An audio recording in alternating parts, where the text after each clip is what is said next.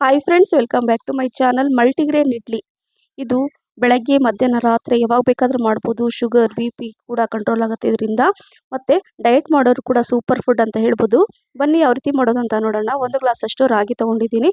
ಅದೇ ಗ್ಲಾಸಲ್ಲಿ ಅರ್ಧ ಗ್ಲಾಸಷ್ಟು ನವಣೆ, 1/4 ಕಪ್, 1/4 ಕಪ್ಪಷ್ಟು ಉದ್ದಿನಬೇಳೆ, 1 ಟೀ ಸ್ಪೂನಷ್ಟು ಮೆಂತೆಕಾಳು, ಒಂದು ಸ್ಮಾಲ್ ಕಪ್ಪಲ್ಲಿ ಸಾಬೂದಾನ ಹಾಕ್ಕೊಂಡು 2 ರಿಂದ 3 ಟೈಮ್ ನೀಟಾಗಿ ತೊಳೆದು 4 ರಿಂದ 5 ಗಂಟೆ ಕಾಲ ಇದನ್ನು ನೆನೆಸಲಿಕ್ಕೆ ಇಡಬೇಕು.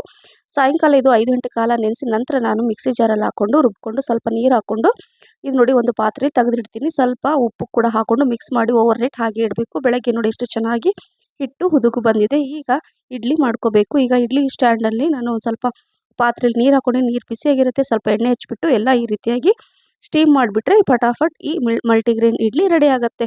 ನೀವು ಬೆಳಗ್ಗೆ ಬ್ರೇಕ್ಫಾಸ್ಟ್, ಲಂಚ್, ಡಿನ್ನರ್ ಯಾವಾಗ ಬೇಕಾದರೂ ಮಾಡಿ ತಿನ್ಬೋದು. ಖುಷಿಯಾಗಿ ಎಂಜಾಯ್ ಮಾಡಿ ತಿನ್ನಿ, ಆರೋಗ್ಯಕರವಾಗಿರಿ ಅಂತ ಹೇಳ್ತಾ thank you for watching. Bye.